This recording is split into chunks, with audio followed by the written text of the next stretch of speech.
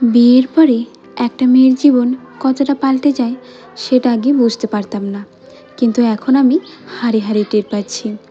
নমস্কার বন্ধুরা, আমি দিয়া। আমার একটি মিনি ব্লগে তোমাদের সবাইকে জানাই অনেক অনেক স্বাগত।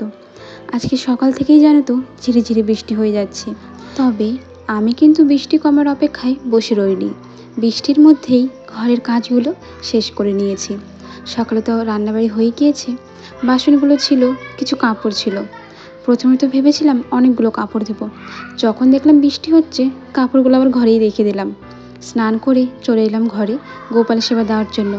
সকালের গোপাল সেবাটা শাশুড়িমা দিয়ে থাকেন, দুপুরে আর সন্ধ্যের গোপাল সেবাটা আমি দিই। ঘড়িতে এখন বাজে পাক্কা একটা।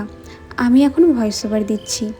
আসলে কি বলো তো, আমি প্রত্যেক দিনের মিনি ব্লগগুলো প্রত্যেক দিন বানিয়ে তখনই চ্যানেলে দিয়ে থাকি।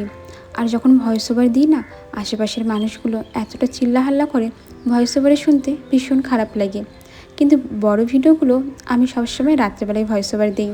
প্রত্যেক দিন আমি এই কথাটা ভাবি যে একটা এক্সট্রা করে মিনি ব্লগ বানিয়ে রাখবো, কিন্তু হাতে না একদমই সময় পাই না।